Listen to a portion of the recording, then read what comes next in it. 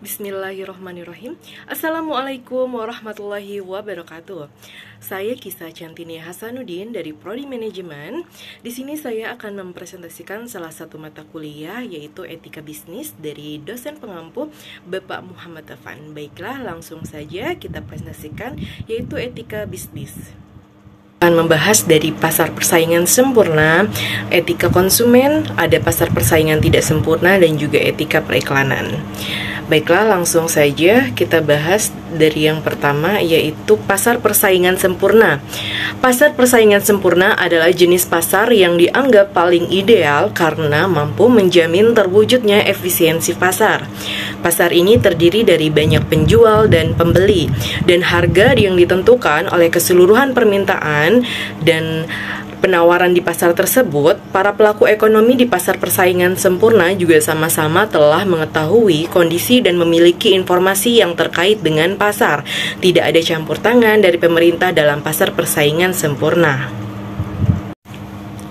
Pasar bebas. Pengertian pasar bebas adalah pasar yang penjual atau juga pembelinya mempunyai kebebasan untuk memutuskan kebijakan perdagangan. Sederhananya, misalkan dari semua bentuk kebijakan yang berlaku tidak dibuat berdasarkan patokan, campur tangan, atau paksaan dari pihak manapun termasuk pemerintah. Maka pengertian pasar bebas ini adalah pasar ideal yang di dalamnya semua keputusan ekonomi dan aksi oleh individu yang berkaitan dengan uang, barang, dan juga jasa adalah sukarela. Pasar bebas ini diadvokasikan oleh pengusul ekonomi liberalisme.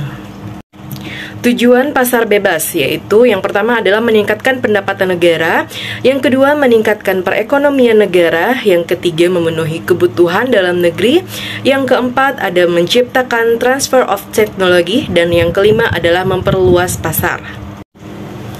Ciri-ciri pasar bebas, yang pertama adalah bisa dijamin oleh siapa saja. Tidak seperti yang ada di dalam sistem ekonomi terpusat di mana pelaku pasar bebas bersifat terbuka. Pasar bebas bisa dilakukan secara individu, komunitas, ataupun perusahaan besar sekalipun. Yang kedua, ada pembagian kelas. Pembagian kelas ini menjadi salah satu ciri yang paling menonjol dari pasar bebas, yakni dibedakan berdasarkan kelas pekerja dan juga kelas pemilik modal. Kedua kelas tersebut bisa dipilih sesuai dengan kebutuhan. Dan yang ketiga, adanya persaingan untuk memperoleh keuntungan besar. Persaingan untuk memperoleh keuntungan pastinya bukan hal yang asing dalam sebuah bisnis. Persaingan tersebut secara tidak langsung mendorong pelaku bisnis menjadi lebih terpacu dalam menjalankan bisnisnya di pasar bebas.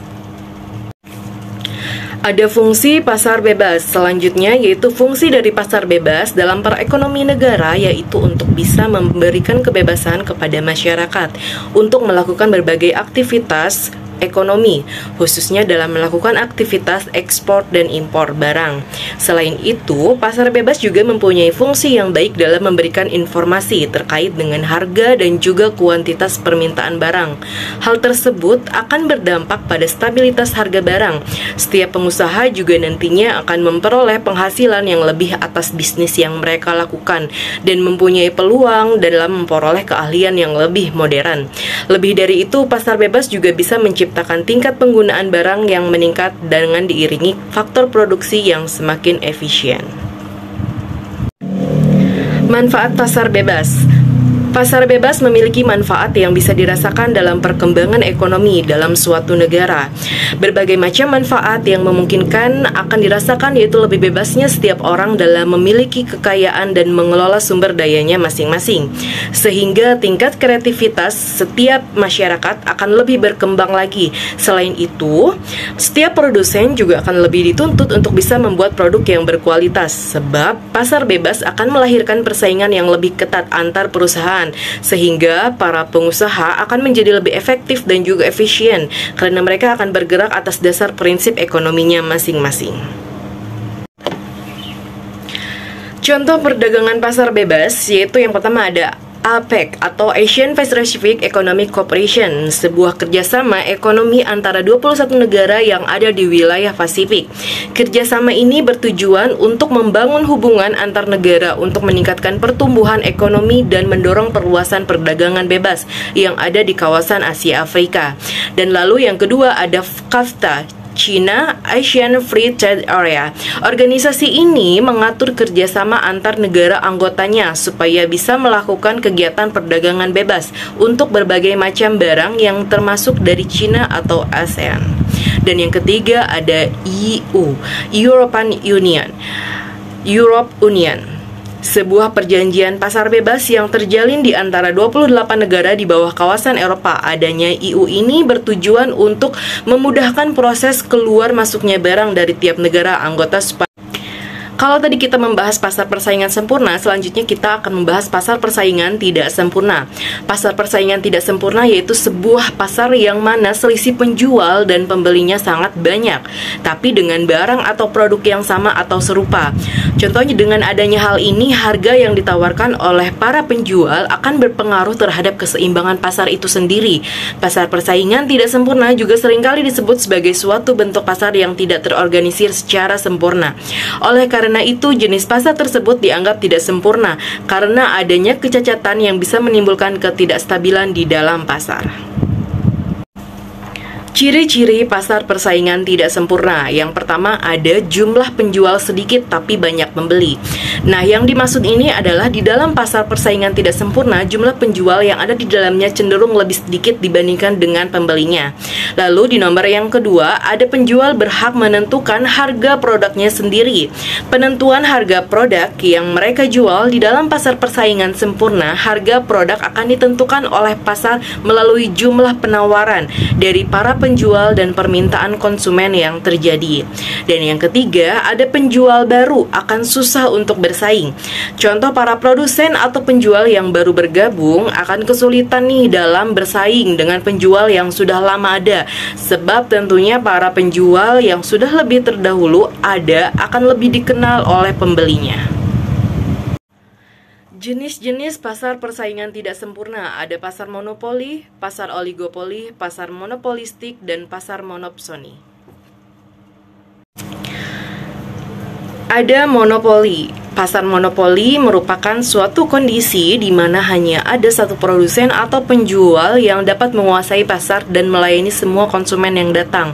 Produsen manapun, perusahaan yang menguasai pasar tersebut mempunyai kekuatan yang cukup besar dan sudah dikenal oleh masyarakat luas, serta sudah memiliki kondisi keuangan yang cenderung memadai.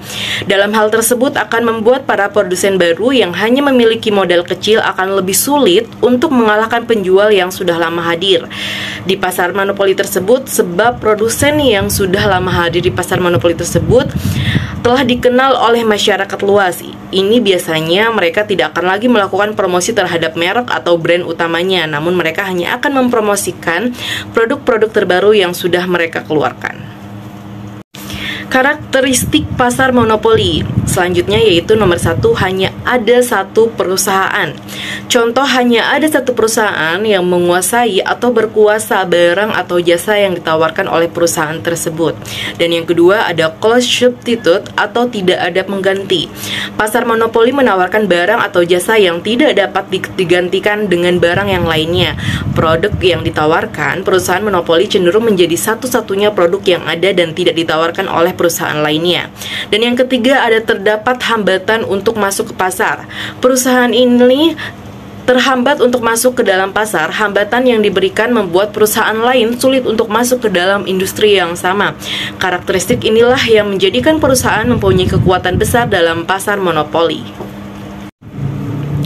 Dampak pasar monopoli, masyarakat tentu saja tidak menyukai kehadiran dari pasar monopoli karena hal tersebut dinilai dapat mengakibatkan adanya eksploitasi pekerja, merusak sumber daya, dan lain sebagainya. Pasar monopoli menghadirkan dampak negatif dan juga dampak positif. Dampak positif dari pasar monopoli kita mempunyai 4, yaitu ada 1, pertama, efisiensi dan pertumbuhan ekonomi. Dampak positif dari pertumbuhan ekonomi oleh pasar monopoli adalah mampu memperhitungkan keuntungan dalam jangka panjang. Kemampuan ini tentu saja sangat dibutuhkan untuk membiayai pengembangan teknologi dan riset dalam upaya meningkatkan efisiensi dari produksi. Yang kedua, ada efisiensi pengadaan barang publik. Tidak semua barang bisa disediakan secara efisien melalui pasar. Barang tersebut biasa dikenal dengan barang publik. Pengadaan dari barang publik dapat efisien apabila disediakan dalam jumlah besar. Contohnya seperti air mineral, transportasi, dan juga alat telekomunikasi. Yang ketiga, kita ada terhindar dari produk tiruan dan persaingan yang tidak berguna. Pasar monopoli dapat mengurangi adanya pemborosan atau inefisien persaingan yang tidak berguna antar perusahaan, karena dengan banyaknya perusahaan persaingan yang tidak berguna dapat mempengaruhi kualitas dari produk. Selain itu, perusahaan hanya mementingkan keuntungan saja dibandingkan dengan persaingan. Yang keempat, menimbulkan skala ekonomi dengan menurunkan biaya produksi. Dampak positif terakhir dari pasar monopoli adalah perusahaan dapat menikmati skala ekonomi sehingga mampu menurunkan biaya dari produksi dalam pasar monopoli. Tidak perlu. Selanjutnya, dampak negatif pasar monopoli. Yang pertama, penyimpangan alokasi dari sumber daya. Dampak negatif dari pasar monopoli adalah adanya persaingan alokasi sumber daya. Pasar monopoli akan dengan sengaja membatasi tingkat dari outputnya untuk memaksimalkan laba yang didapat. Perusahaan pada pasar monopoli akan memaksimalkan laba dengan menaikkan harga saat permintaan sedang tinggi. Dan ini biasanya tidak diikuti dengan persediaan barang yang cukup sehingga lonjakan harga tidak bisa dihindari. Selanjutnya, nomor 2, terdapat kesenjangan dan ketidakadilan dalam pembagian pendapatan. Pasar monopoli memiliki dampak negatif berupa adanya kesenjangan dan ketidakadilan dalam pembagian pendapatan. Perusahaan pada pasar monopoli mempunyai kekuatan yang besar dalam mempengaruhi harga. Perusahaan tersebut dapat meraup keuntungan di atas normal dalam jangka waktu pendek dan panjang sehingga muncullah kesenjangan. Yang ketiga, berkurangnya kesejahteraan konsumen. Konsumen umumnya harus membayar dengan harga tinggi untuk membeli produk hasil komoditas perusahaan pasar monopoli. Hal inilah yang menyebabkan menurunnya tingkat kesejahteraan dari konsumen. Di sini ada beberapa contoh-contoh pasar yang termasuk pasar monopoli. Yaitu yang pertama ada PT Pertamina, merupakan perusahaan pemasok bahan bakar. Yang kedua ada PT Kereta Api Indonesia (KAI), merupakan penyedia layanan transportasi berupa kereta api. Yang ketiga ada PT Pelayanan Nasional Indonesia, yaitu PELNI, merupakan penyedia layanan transportasi laut. Yang keempat ada PT Perusahaan Listrik Negara, disebut juga PLN, merupakan perusahaan pemasok listrik. Yang keempat ada Perusahaan Daerah Air Minum PDAM, merupakan perusahaan pemasok air bersih. Dan yang kelima ada Badan Usaha Logistik Bulog, merupakan perusahaan penyedia beras. Selanjutnya ada oligopoli. Pasar oligopsoni merupakan suatu jenis pasar yang memiliki banyak sekali penjual dan beberapa pembeli saja. Harga produk ataupun jasa yang ditawarkan dari pasar tersebut cenderung lebih stabil. Untuk harga produknya sendiri biasanya ditentukan oleh pembeli atau konsumen. Namun penjual tidak akan sampai mengalami kerugian atau tidak berdaya dalam menentukan harga pasarnya sendiri. Kebanyakan produk yang ditawarkan adalah bahan-bahan mentah ataupun hasil alam, sedangkan konsumen yang ada di dalam pasar oligopsoni mayoritas adalah pedagang yang akan mengolah lagi produknya yang mereka dapatkan dari pasar tersebut menjadi barang jadi. Ciri-ciri oligopoli, yang pertama terdiri dari 2 perusahaan atau lebih. Oligopoli baru bisa terwujud apabila jumlah perusahaan atau produsen kurang dari 10%. Dengan ciri-ciri ini akan memunculkan suatu persaingan dagang yang tidak sempurna karena produk-produk yang laris di pasar hanya berasal dari produsen atau perusahaan yang memiliki nama atau mereknya sudah dikenal oleh banyak orang saja. Yang kedua, ada produk yang diperjualbelikan biasanya bersifat homogen. Produk biasanya hanya memproduksi dan menjual satu produk saja. Dengan kata lain, barang atau produk yang satu dengan produk yang lainnya dapat saling menggantikan, sehingga konsumen tidak begitu terlalu sulit untuk mendapatkan produk yang homogen tersebut. Lalu yang ketiga, terakhir ada harga antar produk hampir sama. Contoh, misalkan pada umumnya barang atau jasa yang ada pada pasar oligopoli ini harganya tidak berbeda jauh atau bisa dibilang hampir sama. Dalam hal ini, maksud dari harga hampir sama adalah harga suatu Jenis-jenis pasar oligopoli. Yang pertama, pasar oligopoli murni. Pasar oligopoli murni adalah pasar yang hanya menjual satu barang saja. Meskipun hanya satu barang saja, tetapi varian dari barangnya cukup banyak. Sementara itu, harga dari barang satu dengan barang lainnya hampir sama. Pada pasar oligopoli jenis ini, hampir setiap kebijakannya dipengaruhi oleh produsen utama. Itulah mengapa pasar oligopoli jenis ini dinamakan pasar oligopoli murni. Pasar oligopoli terdiferensiasi. Pasar oligopoli terdiferensiasi adalah pasar yang hanya menjual satu jenis saja, namun harga pada satu jenis barang itu tidak sama dengan harga produsen atau perusahaan lainnya. Sederhananya, harga dari satu produsen dengan produsen lainnya akan mengalami diferensiasi. Apabila hal ini terjadi, maka pasar oligopoli semakin menjadi tidak sehat karena konsumen lebih menyukai harga yang relatif murah, tetapi barangnya tidak berkualitas. Yang keempat adalah pasar oligopoli kolusi. Pasar oligopoli adalah pasar yang dimana hampir setiap produsen atau perusahaan melakukan kerjasama. Biasanya, langkah kerjasama ini dilakukan pada saat ingin menaikkan harga dari suatu produk atau jasa. Hal seperti ini akan terlihat bahwa persaingan dari produsen satu dengan produsen yang lainnya tidak begitu jauh. Contoh-contoh oligopoli. Yang pertama ada rokok, yang kedua jasa penerbangan, yang ketiga jual beli motor, yang keempat semen, yang kelima handphone, yang keenam operator telekomunikasi, dan yang ketujuh adalah mie instan. Selanjutnya kita akan membahas monopsoni. Pengertian pasar monopsoni adalah suatu keadaan bagi perusahaan, bisnis, organisasi, atau individu untuk menguasai penerimaan pasokan atas persediaan produk maupun jasa dalam suatu pasar komoditas. Dari pengertian pasar monopsoni tersebut, maka bisa diketahui bahwa bentuk pasar ini hanya ada pembeli saja yang bertindak sebagai pelaku usaha. Ciri-ciri pasar monopsoni. Hanya ada satu pembeli sehingga tidak memungkinkan terjadinya persaingan usaha. Yang kedua, pembeli adalah setter price yang artinya menentukan harga produk sepenuhnya. Penjual hanya bertindak sebagai price taker sehingga keuntungan yang diperoleh ditentukan oleh pembeli. Umumnya produk adalah bahan mentah seperti hasil perkebunan, pertanian, perikanan, dan peternakan.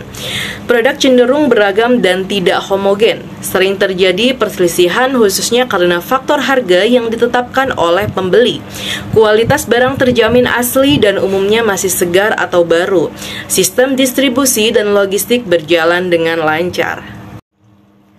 Contoh pasar monopsoni, peternak susu sapi yang hanya bisa menjual susu sapinya kepada satu pembeli karena hanya ada satu pembeli di daerahnya. Yang kedua, produsen coklat yang memproduksinya dengan bahan baku biji coklat, mereka membeli buah coklat dari berbagai perkebunan. Lalu yang ketiga, ada produsen sosis ayam yang membeli bahan baku daging ayamnya dari berbagai peternak ayam. Kelebihan dan kekurangan pasar monopsoni. Kelebihan pasar monopsoni, yang pertama ada kualitas barang terjamin baik. Meningkatkan kreativitas penjual untuk selalu berinovasi, menentukan harga menjadi lebih murah, alur penjual menjadi lebih lancar. Kekurangan pasar monopsoni yaitu perilaku pembeli tidak adil, penjual tidak memperdulikan oleh pihak pembeli, permasalahan ekonomi hanya ditanggung oleh penjual saja. Faktor terbentuknya pasar monopsoni. Pasar monopsoni biasa terjadi di kawasan industri pertanian dan ternak potong. Dalam situasi seperti ini, penjual tidak memiliki kuasa untuk melakukan tawar-menawar harga. Pasar monopsoni juga bisa terbentuk karena beberapa faktor, seperti sulit aksesnya untuk mencapai lokasi penjual, tinggi biaya operasional, kurangnya antusias pembeli pada pasar tersebut. Selanjutnya ada oligopsoni. Pasar oligopsoni merupakan salah satu bentuk pasar yang di dalamnya terdapat dua atau juga lebih pembeli, umumnya pelaku usaha, yang menguasai pasar. Dalam hal ini penerimaan pasokan atau juga berperan sebagai pembeli tunggal atas suatu barang atau jasa di dalam suatu pasar komoditas. Ciri-ciri pasar oligopsoni yang pertama, yaitu terdapat beberapa pembeli. Di dalam pasar oligopsoni ini terdapat beberapa pembeli yang menguasai pasar di mana tugasnya adalah membeli berbagai produk-produk yang dihasilkan oleh para produsen. Meskipun menguasai pasar, para pembeli juga tidak bisa bertindak semaunya karena akan dapat merugikan dirinya sendiri. Jika para pembeli melakukan kesalahan, produsen ini bisa saja memilih pembeli lain yang mempunyai jaringan dan juga dana yang kuat.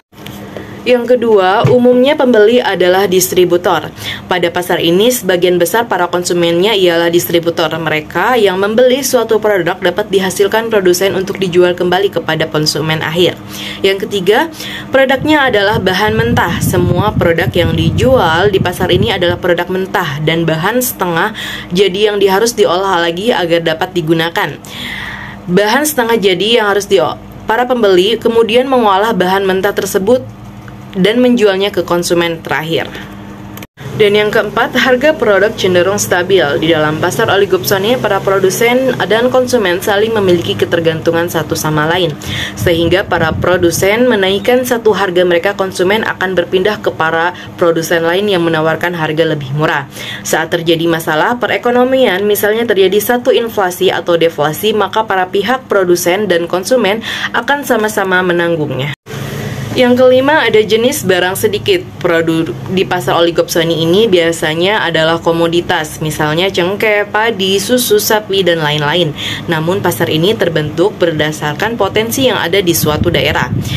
Berdasarkan potensi yang ada di suatu daerah, misalnya saja potensi di suatu daerah ini adalah cengkeh, maka pasar oligopsoni di daerah tersebut dapat dikuasai oleh cengkeh saja. Yang keenam, ada pendapatan merata. Pendapatan para penjual di pasar ini cenderung merata karena di pasar ini tidak terjadi monopoli ataupun penentuan secara semena-mena. Selanjutnya yaitu kekurangan pasar oligopsoni. Kualitas produk kurang terjaga dengan baik karena penjualan cenderung mudah. Produsen kurang memperhatikan kualitas karena terdapat beberapa pembeli besar dan mudah menjual produknya sehingga kualitas kurang terjaga. Cukup rentan menjadi manipulasi di mana beberapa pembeli melakukan kerjasama memanipulasi keadaan yang bisa merugikan produsen. Biasanya manipulasi tersebut terjadi karena pembeli ingin mendapatkan harga yang lebih murah. Kemudahan dalam hal jual beli menyebabkan kurangnya kreativitas. Produsen hanya fokus pada produksi tanpa merasa perlu melakukan inovasi dan kreativitas terhadap produk dan bisnis mereka. Contoh pasar oligopsoni. Yang pertama ada pasar jasa konstruksi bangunan. Jasa konstruksi bangunan merupakan contoh pertama dari pasar oligopsoni. Mengapa pasar ini termasuk ke dalamnya? Karena banyak sekali pasar jasa konstruksi bangunan di masyarakat, namun yang menggunakan jasa tersebut sangatlah sedikit. Yang kedua ada pasar wortel. Contoh dari pasar oligopsoni selanjutnya itu pasar wortel. Pasar wortel yang ada di daerah seringkali menjual hasil panennya ke pedagang yang ada di sekitar daerah tersebut. Jika hasil panennya belum habis, maka petani akan membawanya ke kota dan dijual kembali. Selanjutnya yaitu etika konsumen. Etika atau prinsip-prinsip moral yang mengatur perilaku masuk perusahaan dengan prospek pelanggan dengan mantan pelanggan, sama seperti kebanyakan etika lainnya. Prinsip-prinsip ini didasari seperangkat nilai tertentu yang berkaitan dengan pertanyaan tentang apa yang benar dan apa yang salah. Selanjutnya, bisnis dan perlindungan konsumen. Perlindungan konsumen adalah hal yang sangat penting dalam dunia bisnis dan perdagangan. Konsumen adalah pihak yang membeli barang atau jasa dari produsen atau penjual, sehingga mereka memiliki hak untuk memperoleh barang atau jasa yang berkualitas dan juga aman. Perlindungan konsumen adalah rangkaian upaya untuk memberikan keamanan, kenyamanan, dan kepuasan terhadap konsumen dalam bertransaksi. Perlindungan konsumen juga meliputi upaya untuk mengawasi dan mengatur praktek bisnis dan perdagangan yang dilakukan oleh produsen atau penjual agar tidak merugikan konsumen. Bentuk perlindungan konsumen. Hak konsumen. Hak konsumen adalah hak yang dimiliki oleh konsumen dalam bertransaksi dengan produsen atau penjual. Hak konsumen meliputi hak untuk memperoleh informasi yang jelas dan akurat tentang barang atau jasa yang dibeli, hak untuk memperoleh barang atau jasa yang berkualitas dan aman, serta hak untuk mendapatkan layanan purna jual yang memadai. Yang kedua ada sertifikasi dan regulasi. Sertifikasi dan regulasi adalah upaya untuk memastikan bahwa barang atau jasa yang dijual kepada konsumen telah memenuhi standar kualitas dan keselamatan yang ditetapkan oleh pemerintah atau badan-badan tertentu. Yang ketiga, penyelesaian sengketa konsumen. Penyelesaian sengketa konsumen adalah upaya untuk menyelesaikan sengketa antara konsumen dan produsen atau penjual secara adil dan efektif. Penyelesaian sengketa konsumen dapat dilakukan melalui cara-cara non-litigasi seperti mediasi atau arbitrase atau melalui proses pengadilan. Dan yang keempat, kampanye edukasi dan sosialisasi. Kampanye edukasi sosialisasi adalah upaya untuk memberikan informasi dan edukasi kepada konsumen tentang hak-hak mereka, cara-cara membeli barang atau jasa yang berkualitas dan aman, serta cara-cara menyelesaikan sengketa dengan produsen atau penjual. Pentingnya perlindungan konsumen. Perlindungan konsumen memberikan manfaat yang sangat besar bagi konsumen, produsen, dan masyarakat secara umum. Konsumen dapat memperoleh barang atau jasa yang berkualitas dan aman. Produsen dapat memperoleh kepercayaan dan loyalitas dari konsumen, serta masyarakat dapat memperoleh manfaat dari perdagangan yang adil dan transparan. Dalam menjalankan bisnis, produsen atau penjual harus memperhatikan aspek-aspek yang berkaitan dengan perlindungan konsumen. Mereka harus menjual barang atau jasa yang berkualitas dan aman, memberikan informasi yang jelas dan akurat kepada konsumen, serta memberikan layanan purna jual yang memadai. Hubungan produsen dan konsumen. Definisi konsumen menurut Undang-Undang Perlindungan Konsumen UU PK adalah sebagai berikut. Konsumen adalah setiap orang yang memakai barang atau jasa yang tersedia dalam masyarakat, baik bagi kepentingan diri sendiri, keluarga, dan orang lain maupun makhluk hidup lain dan tidak untuk diperdagangkan.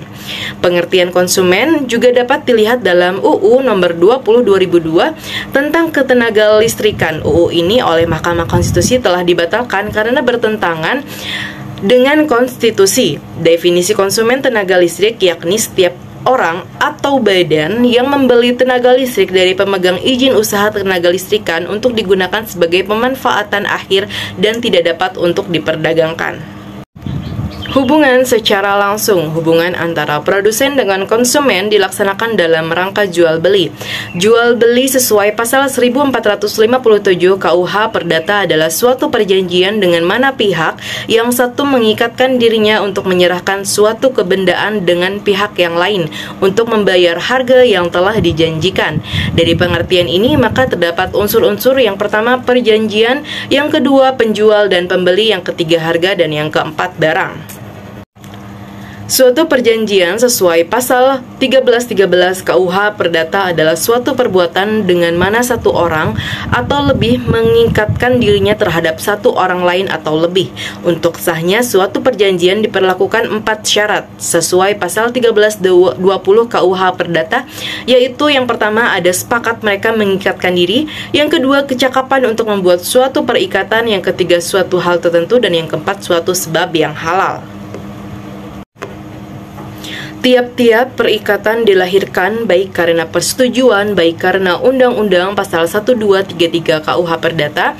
Pasal 1234 KUH Perdata menyatakan bahwa tiap-tiap perikatan adalah untuk memberikan sesuatu, untuk berbuat sesuatu, atau untuk tidak berbuat sesuatu. Semua perjanjian yang dibuat secara sah berlaku sebagai undang-undang bagi mereka yang membuatnya. Pasal 1338, kata semua perjanjian mencerminkan atas kebebasan berkontrak, freedom of contract. Kebebasan berkontrak terdapat pembatas-pembatasnya. Pembatasan itulah antara lain bahwa suatu perjanjian harus dilaksanakan dengan i'tikad baik, pasal 1338 ayat 3. Suatu perjanjian tidak boleh melanggar undang-undang kesusilaan dan ketertiban umum, pasal 1337, dan harus dilaksanakan menurut kepatutan, kebiasaan, dan undang-undang pasal 1339. Hubungan tidak langsung. Pada awal sejarah manusia, transaksi bisnis terjadi secara langsung antara produsen dan konsumen. Seiring dengan revolusi industri, transaksi usaha berkembang ke arah hubungan yang tidak langsung. Transaksi usaha berkembang ke arah hubungan yang tidak langsung melalui suatu mata rantai distribusi dari pelaku usaha, disalurkan atau didistribusikan kepada agen, lalu ke pengecer baru sebagai konsumen. Dalam hubungan ini tidak terdapat hubungan kontraktual perjanjian antara produsen dan konsumen. Hak kerja, penghargaan dan jaminan terhadap hak pekerja merupakan salah satu penerapan dari prinsip-prinsip keadilan dalam bisnis. Dalam hal ini, keadilan menuntut agar semua pekerja diperlakukan sesuai dengan haknya masing-masing, baik sebagai pekerja maupun sebagai manusia. Mereka tidak boleh dirugikan dan perlu diperlakukan secara sama rata tanpa diskriminasi yang tidak rasional. Konsumen adalah raja. Dengan adanya persepsi konsumen adalah raja sebagai bagian masyarakat atau konsumen sebenarnya tidaklah benar, karena konsumen atau masyarakat lebih banyak mengutarakan keluhan tentang kekecewaan baik pada janji atau pelayanan yang tidak memuaskan dari berbagai perusahaan atau produsen. Kenyataan ini sesungguhnya memberikan isyarat paling kurang dua hal, yaitu pasar yang bebas dan terbuka pada akhirnya menempatkan konsumen benar-benar sebagai raja. Prinsip-prinsip etika seperti kejujuran, tanggung jawab, dan kewajiban untuk melayani konsumen secara baik dan memuaskan mempunyai tempat pajangan yang nyata dalam bisnis global yang bebas dan terbuka. Itu berarti pada akhirnya etika bisnis semakin dianggap serius oleh para pelaku bisnis modern yang kompetitif. Dengan kata lain, kenyataan bahwa dalam pasar yang bebas dan terbuka hanya mereka yang unggul, termasuk unggul-unggul dalam melayani konsumen secara baik, akan benar-benar keluar sebagai pemenang. Maka kalau pasar benar-benar adalah sebuah medan pertempuran, pertempuran pasar adalah pertempuran keunggulan yang fair, termasuk keunggulan nilai yang menguntungkan banyak pihak termasuk konsumen. Kasus etika konsumen. Di sini akan membahas kasus pelecehan di Starbucks pada tahun 2020. Mantan karyawan Starbucks mengintip payudara seorang pengunjung lewat kamera CCTV. Tindakan ini melanggar hak kenyamanan dan keamanan konsumen yang dijamin dalam Undang-Undang Perlindungan Konsumen, khususnya Pasal 4. Ujar Tulus melalui pesan singkat Jumat 3 Juli 2020, Pasal 4 Undang-Undang Nomor 8 Tahun 1999 tentang Perlindungan Konsumen menyebutkan sejumlah hak konsumen. Di antaranya adalah hak atas kenyamanan, keamanan, dan keselamatan dalam mengkonsumsi barang atau jasa, hak untuk memilih barang atau jasa serta mendapatkan barang dan atau jasa tersebut sesuai dengan nilai tukar dan kondisi serta jaminan yang dijanjikan. Lalu ada hak informasi atas yang benar atau jelas dan jujur mengenai kondisi dan jaminan barang atau jasa, hak untuk didengar pendapat dan keluhannya atas barang atau jasa yang digunakan. Etika periklanan adalah prinsip moral yang mengatur bagaimana bisnis berkomunikasi dengan anggota audiens targetnya. Periklanan memiliki seperangkat prinsip yang ditetapkan yang menguraikan jenis komunikasi yang dapat terjadi antara pembeli potensial dan penjual barang atau jasa. Contoh iklan yang beretika adalah iklan yang menyajikan pernyataan yang benar dengan cara yang sopan, meskipun definisi kesusilaan dapat berbeda antar individu. Tujuan periklanan adalah untuk meningkatkan penjualan dan menghasilkan lebih banyak kesadaran merek. Iklan yang baik dapat menarik khalayak luas dan menghasilkan lebih banyak permintaan untuk suatu produk atau layanan. Standar etika untuk periklanan bagikan tujuan kebenaran yang sama. Salah satu standar etika untuk periklanan adalah bahwa semua yang terlibat dalam pembuatan iklan, termasuk mereka yang berada di Departemen Periklanan, Hubungan Masyarakat, Komunikasi Editorial, dan Berita harus memiliki tujuan kebenaran yang sama. Konsumen menghargai iklan yang etis dan jujur, sehingga mempertahankan tujuan untuk membagikan kebenaran dapat membantu pengiklanan menarik lebih baik kepada khalayak luas sambil mempertahankan etika mereka. Kewajiban etika pribadi yang tinggi dalam membuat perjanji berbagi informasi komersial. Saat membuat dan berbagi informasi, pengiklan memiliki kewajiban untuk menerapkan etika pribadi tertinggi. Misi IAE adalah memberikan pendidikan kepada para profesional di industri periklanan untuk menghasilkan. Yang ketiga, mengungkapkan dengan jelas semua kondisi material dan identitas yang sah. Sebuah iklan dapat menawarkan sesuatu secara gratis sebagai imbalan atas tindakan yang diambil oleh konsumen. Tetapi jenis iklan ini harus dengan jelas mengungkapkan kondisi pertukaran tersebut untuk mempertahankan standar etika yang tinggi. Yang keempat, membedakan antara iklan dan berita atau konten editorial. Satu area di mana konsumen lebih sering diperlakukan secara tidak etis adalah pembedaan antara iklan dan konten editorial atau berita. Siaran pers seharusnya disajikan secara berbeda dari iklan, tetapi perusahaan sudah mulai menyesatkan konsumen dengan menghadirkan konten iklan sebagai konten editorial untuk menciptakan kebingungan. Yang kelima, penggunaan informasi pribadi yang transparan. Pengiklan memiliki kewajiban kepada konsumen untuk memberikan transparansi seputar penggunaan informasi pribadi mereka, serta memberikan perincian tentang bagaimana informasi apapun yang mereka berikan akan digunakan. Perlakuan yang adil terhadap konsumen. Pengiklan harus memperlakukan semua konsumen secara adil, meskipun aturan yang lebih ketat berlaku untuk audiens yang menjadi tujuan iklan dan sifat layanan atau produk yang ditampilkan. Misalnya, produk yang ditujukan untuk anak-anak mungkin memiliki peraturan periklanan yang lebih ketat karena mereka lebih rentan dan mudah untuk disesatkan. Dan yang ketujuh, izin untuk mendiskusikan masalah etika. Mereka yang bekerja di bidang periklanan harus memiliki izin untuk mengemukakan potensi masalah etika saat mengembangkan dan meluncurkan kampanye iklan. Mempraktikkan dan menerapkan standar etika tertinggi mengharuskan mereka yang terlibat dalam pengembangan kampanye periklanan untuk meluangkan waktu untuk menganalisis standar utama etika dalam periklanan dan memastikan bahwa apa yang mereka bagikan dengan konsumen mematuhi standar tersebut. Yang kedelapan, ikuti semua peraturan hukum. Semua peiklan harus mengikuti peraturan hukum yang berlaku untuk industri termasuk hukum lokal dan negara. Di Amerika, berbagai badan dan program pengaturan mandiri ada untuk mengatasi dan menyelesaikan masalah dalam periklanan, termasuk Better Business Bureau dan Federal Trade Commission. Kalau di Indonesia mungkin ini bagian KPI atau Komisi Penyiaran Indonesia. Selanjutnya adalah fungsi iklan. Yang pertama, memberi informasi bertujuan untuk membuat konsumen sadar akan merek suatu produk dan membantu membangun citra yang positif dari merek tersebut. B. Mempersuasi iklan yang efektif memiliki bertujuan untuk meyakinkan pelanggan agar mau mencoba produk yang ditawarkan. C. Mengingatkan hal ini dilakukan agar merek suatu produk tersebut terus diingat oleh masyarakat. D. Memberikan nilai tambah bagi merek dengan mempengaruhi pandangan konsumen. Iklan yang efektif dapat mempengaruhi konsumen untuk melihat produk tersebut menjadi lebih elegan, modis, bergengsi, dan lebih unggul dari produk pesaing. E. Mendampingi. Maksud dari fungsi mendampingi adalah iklan dapat digunakan sebagai alat komunikasi untuk memulai kegiatan promosi. Tujuan iklan adalah memperkenalkan suatu produk agar konsumen terpengaruh untuk membeli produk tersebut, menginformasikan, membujuk, dan mengingatkan konsumen akan suatu produk, membangun kesadaran akan suatu merek, membangun hubungan pelanggan dengan menyampaikan nilai pelanggan. Ada jenis-jenis iklan. Jenis iklan berdasarkan isinya, yaitu A. Penawaran iklan. Jenis iklan yang satu ini bertujuan untuk menawarkan barang ataupun jasa kepada masyarakat supaya mereka tertarik untuk membeli dan juga menggunakannya. Misalnya saja seperti produk sepatu, tas, baju, dan lain sebagainya.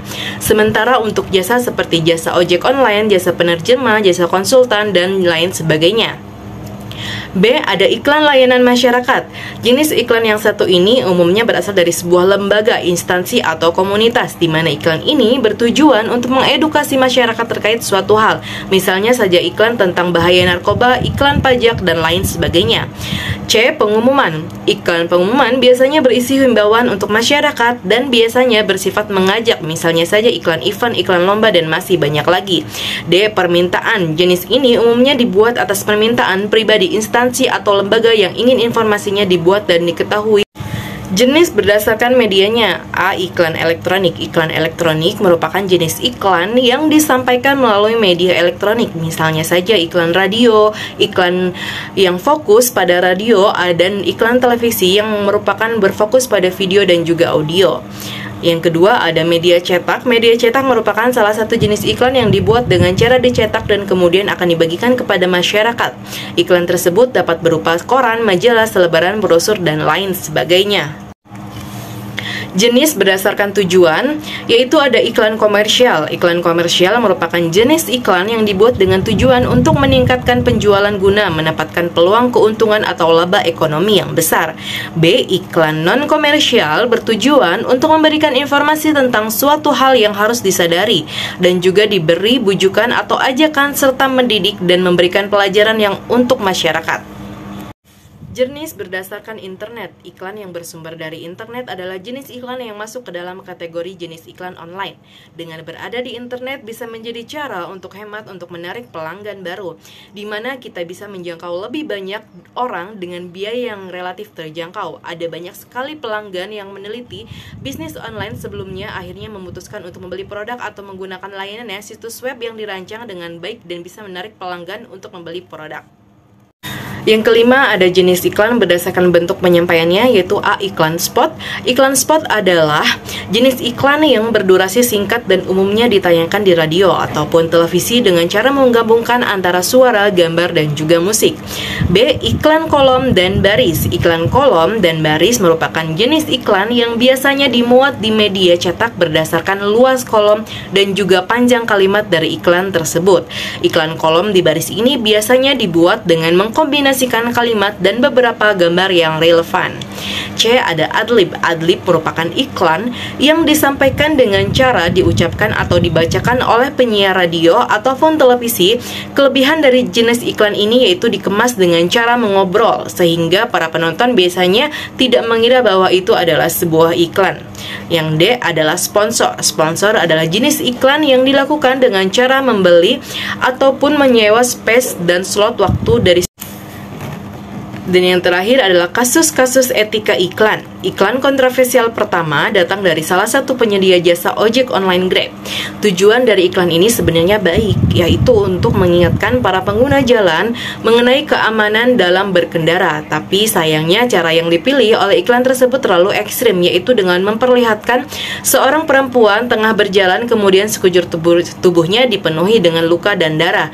Ternyata perempuan tersebut berubah menjadi zombie. Banyak penonton yang mengatakan bahwa iklan tersebut tidak layak untuk dipertontonkan. Apalagi setelah itu ia dipanggil oleh ojek online dan kemudian lebih memilih untuk menggunakan Grab Bike. Iklan tersebut dianggap sudah menyudutkan ojek pangkalan. Sesudah diprotes, iklan tersebut kemudian dipangkat menjadi 15 detik dengan menghilangkan adegan zombie. Demikian presentasi dari saya, Etika Bisnis. Kurang dan lebihnya mohon maaf. Semoga bisa bermanfaat bagi teman-teman semua. Wabillahi taufiq wal hidayah. Wassalamualaikum warahmatullahi wabarakatuh.